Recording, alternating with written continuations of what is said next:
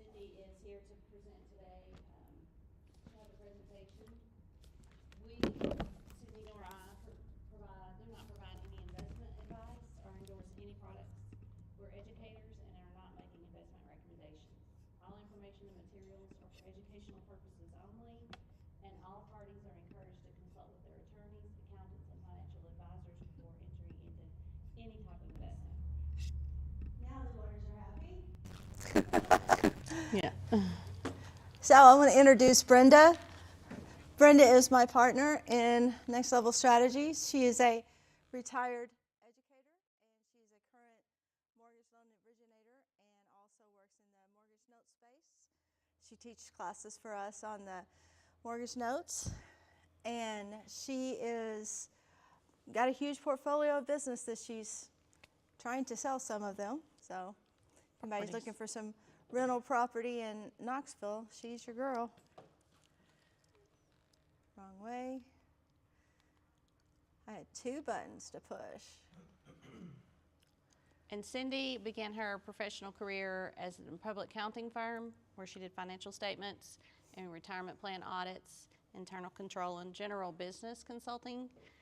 From there, she moved into the banking industry where she specialized in underwriting a variety of industries, including nonprofits, transportation, and commercial and residential real estate, and developing expertise in structuring and improving deals to manage risk while meeting the customer needs and getting the deals funded.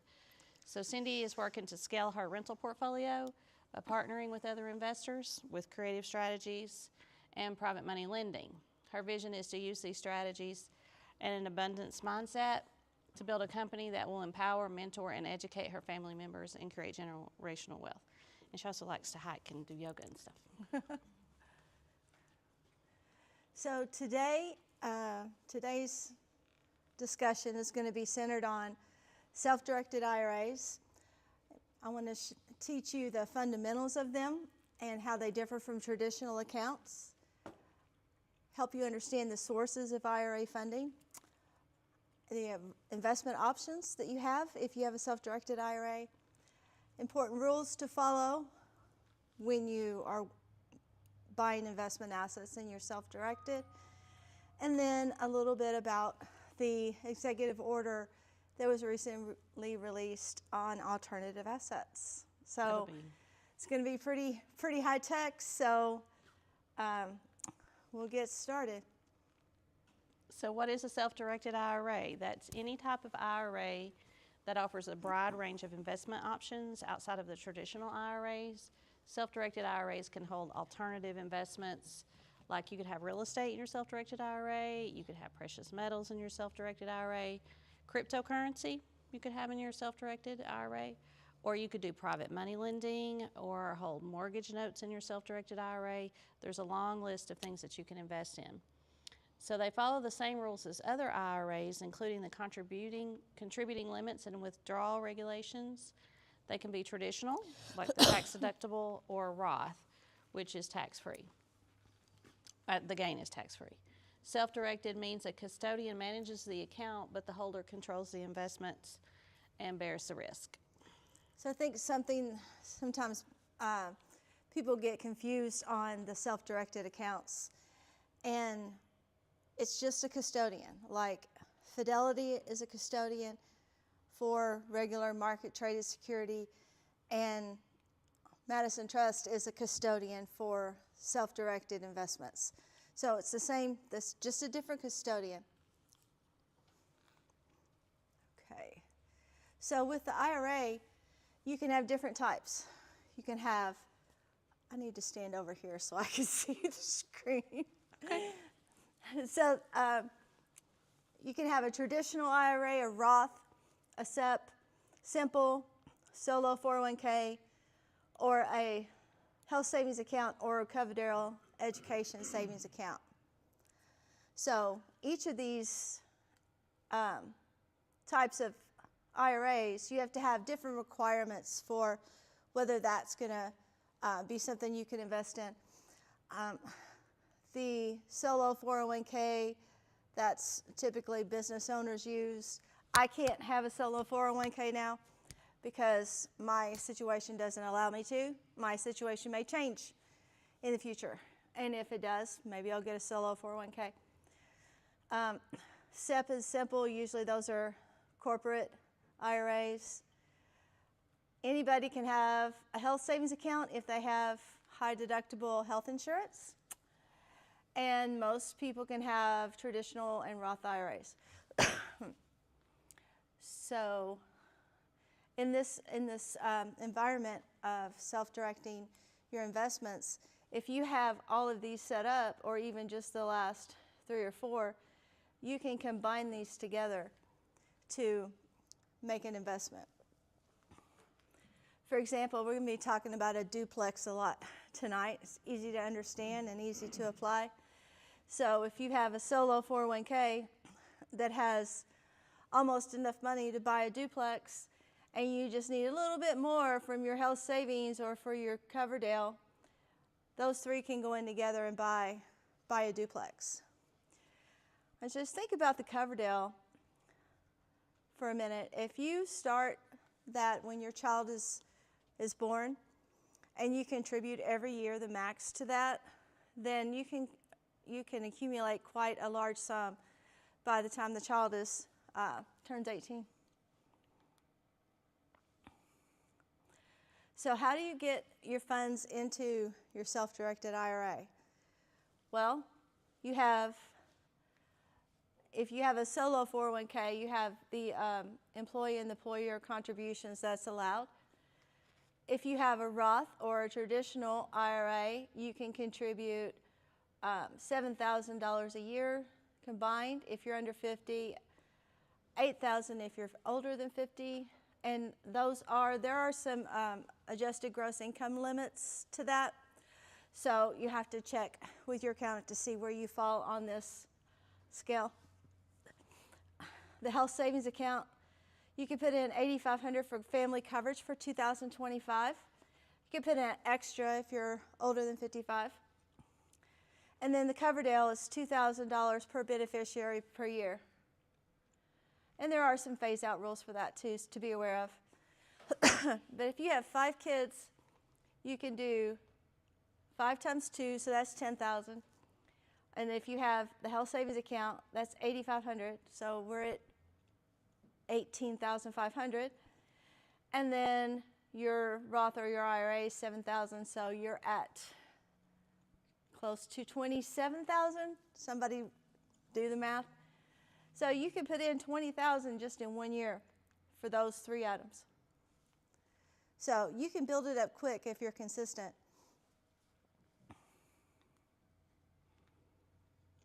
Brenda is going to talk about the benefits of investing in a self-directed IRA.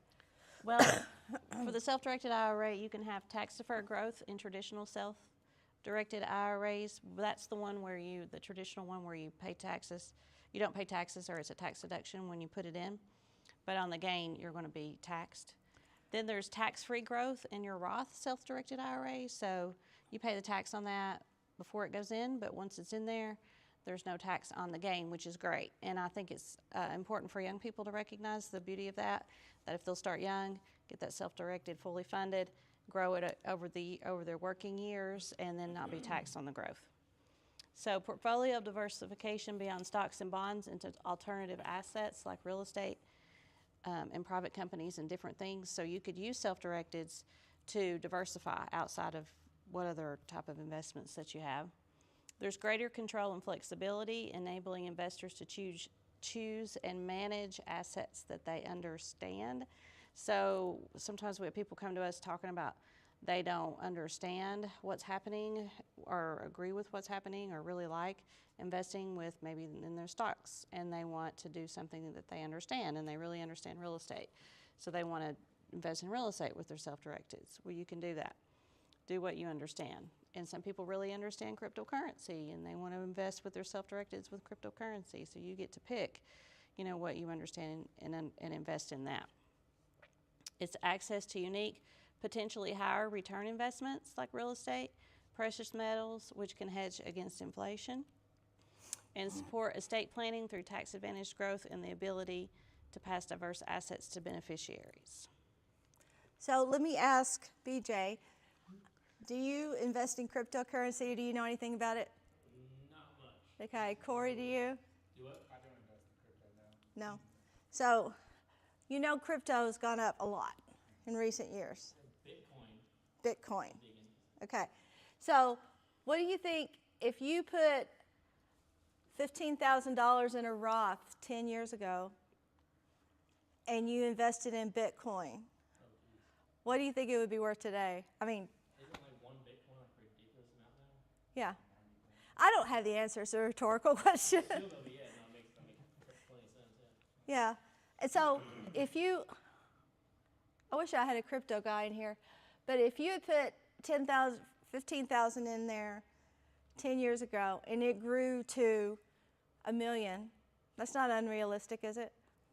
In a Roth, you would not have any tax on that. It's tax-free. Tax-free on the gain. Yeah. So that's why I'm like, the young people, please fund your Roth. Get it funded every year without fail. Yeah. You can do without the latte or whatever, and you really don't need a car payment. You think you do, but you don't.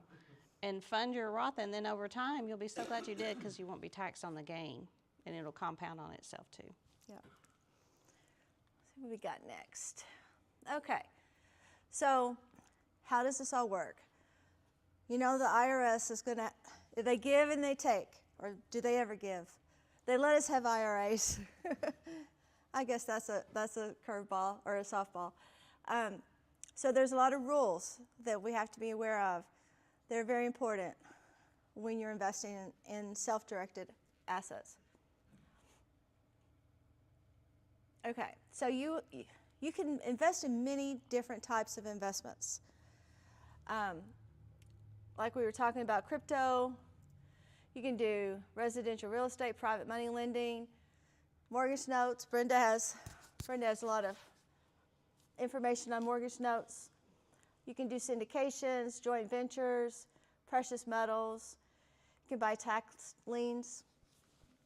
So you don't have a lot of limits on the investments that you can purchase, but you cannot purchase collectibles, rugs, works of art, stamps or coin. You can't do life insurance or S-corps. But you can do gold, silver, platinum, and palladium. If you invest in precious metals, a separate custodian has to physically hold the gold in their place. You can't have custody of it at all. So that's how that works. Okay, so this is something else that if you're thinking of buying a duplex with your self-directed IRA, be aware that all of the income that you receive from the duplex has to go straight to your IRA. It can't come through you and then you put it in. If your tenant pays you cash and you try to deposit it, you don't want that. All your expenses have to come straight out of your IRA. You can set up your IRA to pay expenses. If like annual property taxes, the IRA will pay it, or repairs, your IRA will pay all your expenses. You're not supposed to pay expenses, so no commingling of funds. So you can't pay back your IRA for something, or have your IRA reimburse you. No bueno. Don't even try. Keep it all in your IRA. No personal benefits from your IRA. We'll talk about this a little more later as well. But the IRA, the rules are, it's designed for your retirement years. That's the way the system's built. And so sorry, probably need a drink of water.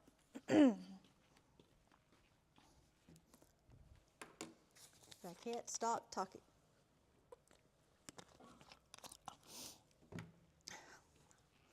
So the benefit that you're supposed to get from your IRA is in your retirement years. So you can't get any benefit now. So you own the duplex. you can't live in one side and rent out the other in your IRA because you're receiving a benefit from that asset. If you have, if your IRA wants to buy a vacation home to short-term rental, you can't go stay there because that's a benefit. And not only you can't stay there, but your lineal descendants, your parents and grandparents can't stay there either. Are disqualified persons. So we'll get into that in a minute too. Excuse me. There's a lot of prohibited transactions. Imagine that. So one thing you can't do with your IRA is lend money to someone that is a disqualified person. You can't provide services to your duplex. Your IRA owns a duplex and the toilet breaks or the foundation cracks. BJ can't go fix the foundation at his duplex that his IRA owns because he's providing a service to it. So he has to get somebody else to do it. And if BJ owns the foundation repair company, his foundation repair company can't do it either because he owns it. And that makes his foundation repair company a disqualified person. Any questions so far? BJ's going to build a duplex. He's going to. I actually do have a question on that. Being that I work for the company, can my company or someone else do the work? Yes. Okay. I can't personally you can't. be involved with it at all. No. Because you don't own 50% of the company. Okay. So the disqualified persons, as far as receiving services or benefits from the IRA, are you, your spouse, your parents, grandparents, children, grandchildren, any lineal descendant, any entity that is owned 50% or more by any of these people, and any fiduciary. So a fiduciary would be if you have an estate attorney who's doing planning for your IRA, then you couldn't contract with him with your IRA for other services. You have to be careful about that. So, relatives not disqualified: brothers, sisters, cousins, aunts, uncles, nieces, nephews, spouses, siblings, and in-laws. So, Corey, do you want your brother to come work on your duplex? No? You want to rent your duplex to your brother?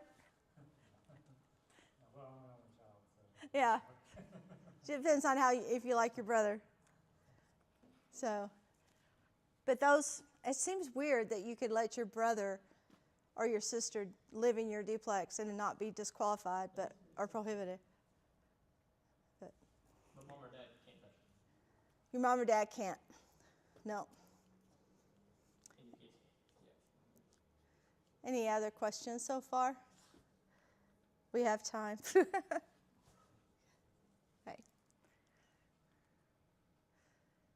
Okay, Brenda, take it away. So examples of acceptable transactions, I believe you already went over some. I did go over some. There's some more. Yeah.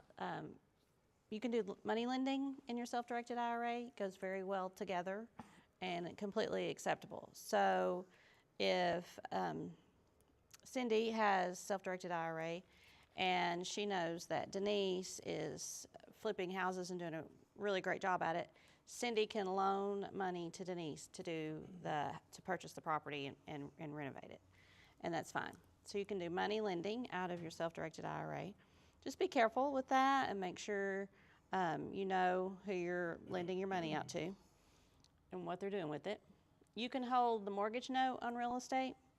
So if Cindy has a self-directed IRA and Denise says, I would really like to hold this property. Will you hold the note or be my money lender for 5 years at, something an interest rate close to prime maybe? And Cindy would be like, yeah, I would do that for 5 years and then just set it and forget it for 5 years. So you don't have to be real active with it. You can lend your money out as in the mortgage note world and hold the mortgage note. You can be the lender. You can be the bank, which is kind of hard for people to get their head wrapped around sometimes because they don't think about that. But you, the person that owns these IRAs, can be the bank to someone else and hold the note and bring in that interest, and that be the profit that you make in your self-directed IRA. You can partner with your cousin, but not your mom, dad. Yeah. If your cousin wants to do a fix and flip, you can fund the fix and flip for him. Okay. And leasing property, you can do that. You can lease property to your siblings. So if you have back to the duplex, you can lease it out to your siblings, but not your mom and dad. But not your mom and dad. So it's like a linear up and down, Yeah. prohibited, but if it's out here, it's allowed, but not Yeah. nieces and nephews.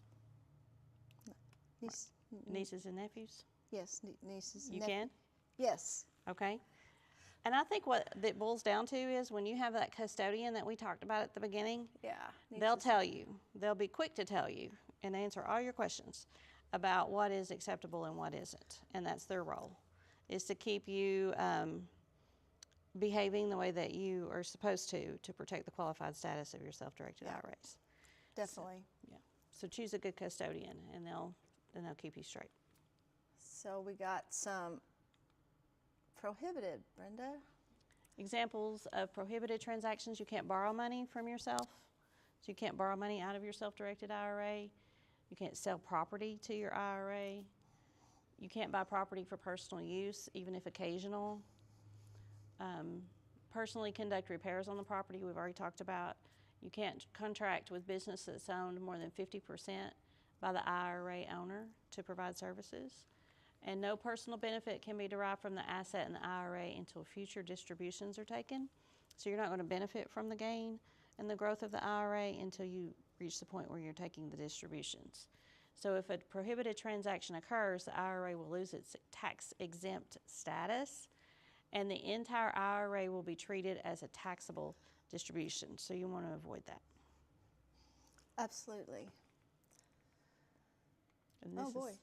And this did part, that quick. this part, Cindy's going to talk to us about the executive order. Yeah.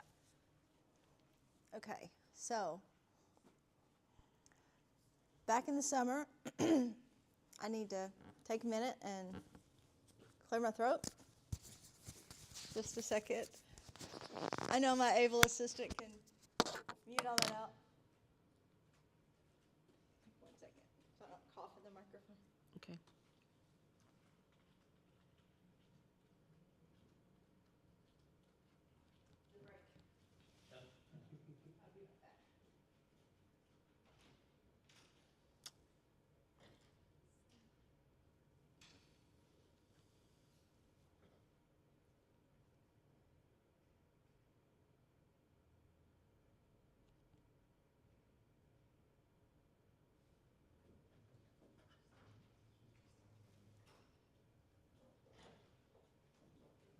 You okay?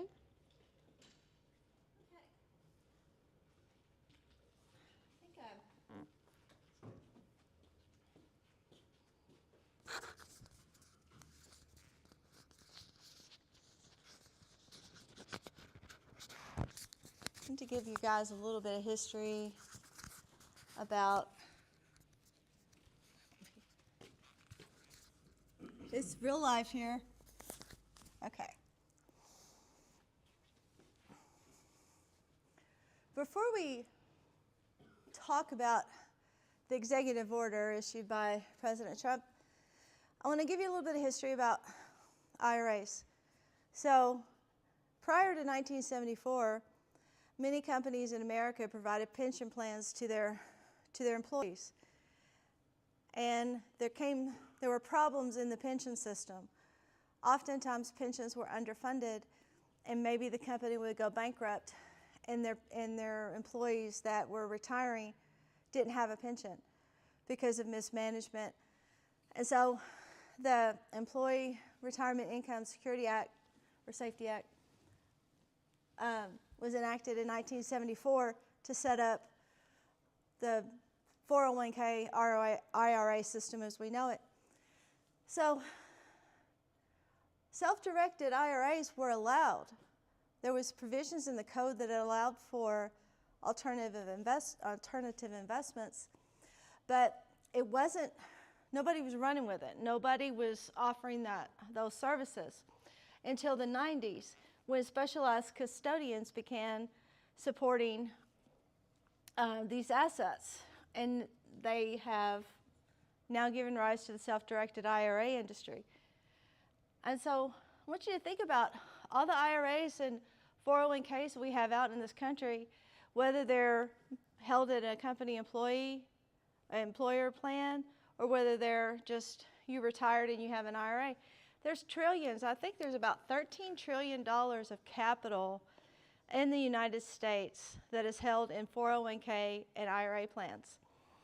And so this bill, or executive order, it's not a bill, has challenged the industry to offer employees, current employees of a company, the option to choose non-traditional or non-market traded assets as part of their 401k portfolio.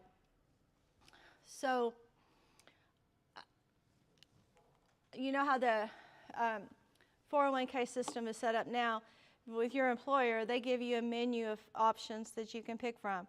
You can pick, mutual funds or a defined or benefit plan for 2035. They have all these options that they'll give you. So what President Trump is hoping will be accomplished, that they will give you another menu item where you can choose to invest in alternative assets, such as we've been talking about tonight. So what's going to have to happen on that is it's going to take some time to implement that.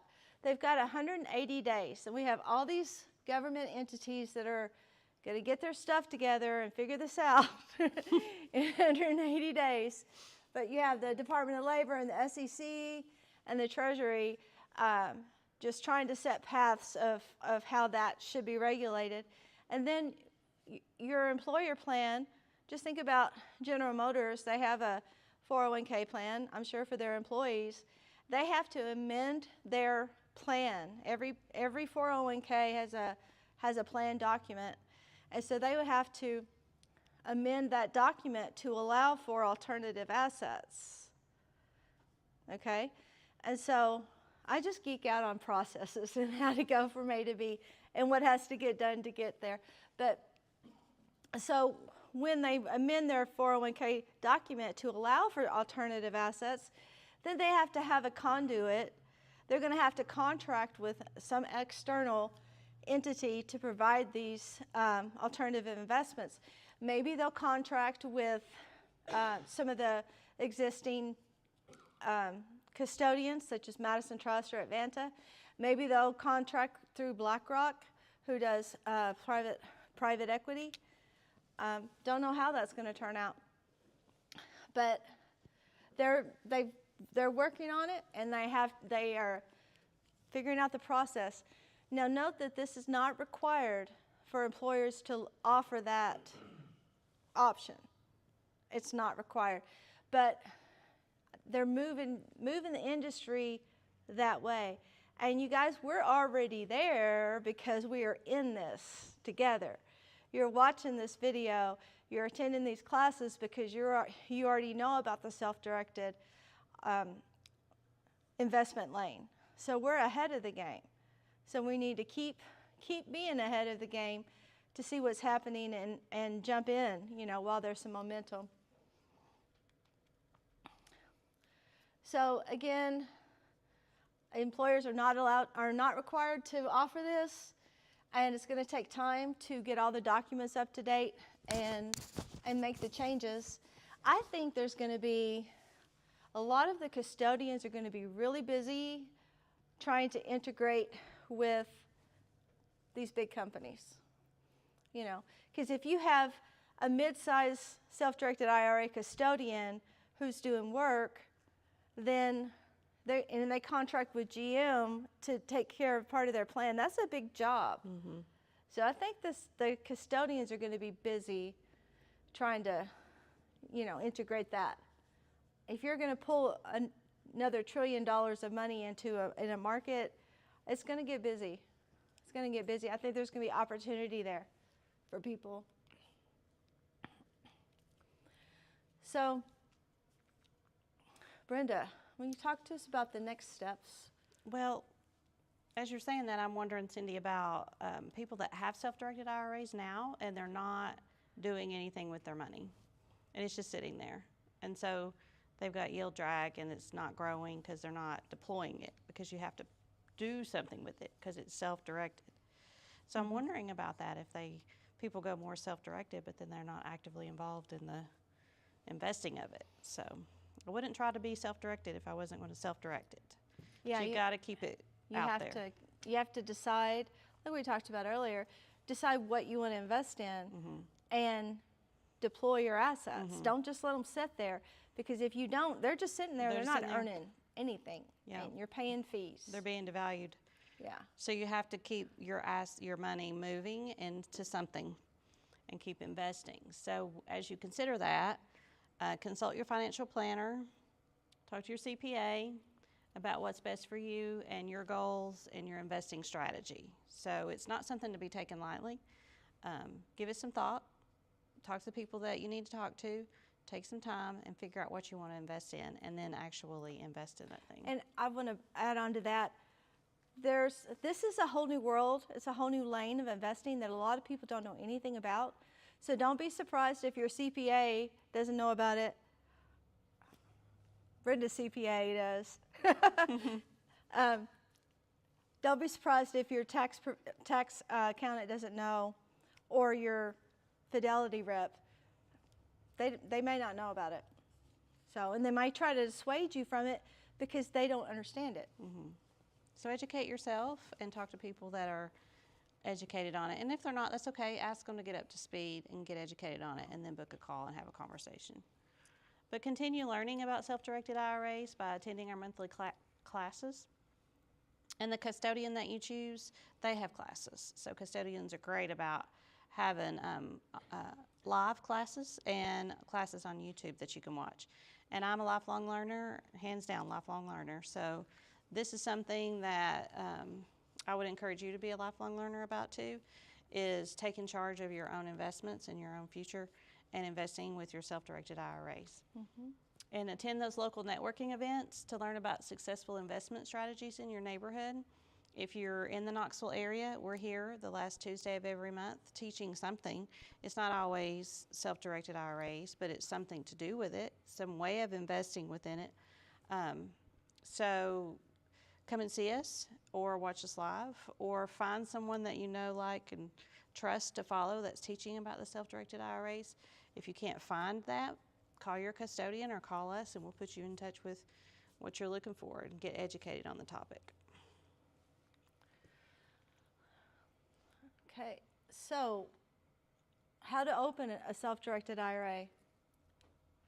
It's just the same. If you have an account at Fidelity and you want to move it to Schwab, same difference. People overthink it. It's really not that complicated. If you have 15 stocks in Fidelity, you're going to have to liquidate your stock position, and then you roll it over into Charles Schwab. Same thing. You're just moving it over to a self-directed custodian. There's no tax event as long as you don't take a distribution, as long as you don't get the check, but you can just roll it right over. You don't have to, there should not be a tax event on it if you do it right. So you just pick your, oops, I had pushed the wrong button. There we go. Pick your custodian, fill out, get a new account, and fund it. Now, I encourage you, know what you're going to invest in before you set up the account, because I know when I first started, it took me a year to actually set up the account, because I was ready. I was like, right there. But then I'm like, well, what am I going to buy in my investment account? I didn't know. And so, well, I'm going to wait until I know, because fees are higher in the self-directed custodian. So, because Fidelity, I'm paying 0. I don't know how I got that gig, but I'll keep it. But the custodians are a little bit higher. So, select the investment. You know, one thing you can do is we do private money lending, and we use other people's money to lend. So, if you wanted to put your toe into the pool and test it out, you know, we can deploy your funds for your IRA. And so that's one way to get started. Sometimes just take the first step, right? So you execute the transaction and you manage your investment. I mean, you can't provide services to your IRA, but you get to pick what you're going to invest in, and you get to call somebody and say, why are you not going over there and fixing the roof on the duplex? You know, you still can manage it in that way. And Cindy, I know you talked about partnering these accounts. Can I talk about that a little bit more? Because people call me often, and the question is, I have a small balance. How much do I have to have before I can start deploying this capital or investing or private money lending? And you don't have to have a large amount. You can partner. So we're doing a deal right now with, there's an HSA and a self-directed IRA and another IRA, and we put them together in a joint venture agreement so that small balance can grow. So we can partner with other balances and make, and like she said at the very beginning, but it doesn't have to be your own. So you can partner with other people's self-directed IRAs too and continue to grow it. Yep. Okay, what do we got next? Oh, I was talking about the fees. Different custodians charge different fees, so just be aware of the fee structure and make sure it meets your investment goals. I like to turn my investments pretty quick. I do private money lending, and I usually get paid off within 6 months. And I'm doing mobile home development, buying 2 mobile homes. So that'll be another about 6 months. So I'm churning my money. So I'm going to be more sensitive to transaction fees. Whereas if you have someone who just has mortgage notes and they buy a big chunk and they just let them ride for 5 years, those transaction fees are not going to be as big deal for them. I just don't like fees. I'll admit it. They add up. So, you want to talk about these? Well, you have the Custodian. contact at Madison Trust, right? We have Madison Trust. We have kind of a concierge service that we can employ for private lending. If you want to do private lending with us, we have a discount code where you can set up your account for, I think, $100 off and start private lending with us. Advanta IRA is another custodian. I met one of the representatives in Dallas last week, and I think is she in Florida? Or, yeah, I think she's in Florida. I don't know, I didn't meet her. You didn't meet her. Okay. And their operation, they offer a team environment. So if you were to have, like I was talking about before, if you had 5 Coverdell savings accounts for your kids, and then you had an IRA, your wife had an IRA, your brother had an IRA, they can manage all those together in a group. And so everybody's taken care of together, and they kind of understand your family's wants and needs and goals. And because one thing you need to think about, you don't need to just be a drop in the bucket somewhere in some custodian, you know? You want to have people that will help you and build a relationship with you. And so Madison has that. Oops, I keep doing that. One would think I would do better. Madison has that. Advanta has that. And Sense Financial is another good custodian. They specialize in checkbook IRAs and solo 401ks. So they're pretty, that's a niche that you're either in or you're out.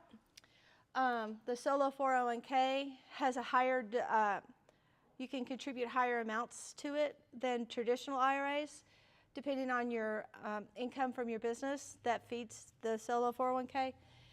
And then a checkbook IRA is, you can just write a check for your asset instead of sending the package to your custodian to have them approve the package. So And what's the pitfall there? the pitfall there is that you could do something wrong and get yourself a prohibited transaction. But so If you know what you're doing, Yeah. self-directed that have checkbook control are very nice. Yeah. Because you can just write a check, but you Yeah. really have to know what you're doing. I don't recommend it unless you're You really have a good familiar with it and you understanding. understand it. Yeah. I know one person I talked to, she wanted to do a checkbook IRA because she wanted to do tax liens, and that's something she could just quickly just write a check because there's some speed required for that and liquidity. And like I said, you can't pay yourself back. You know, if you buy a tax lien for $3,000 and you don't have your checkbook IRA, then you've just bought that out of your own pocket. So I like my checkbook IRA. I have both actually, but I like my checkbook IRA better. Okay, so Brenda, you want to tell about our coaching packages? Well, we're still working on that, but we are offering coaching and consulting, speaking engagements. Denise is helping us with that, right, Denise? Okay, so just reach out to us and we can talk about it, have a conversation. So here's the QR code. If you'd like to scan that, we can send you, put you on our mailing list and our newsletter and give you educational opportunities and more.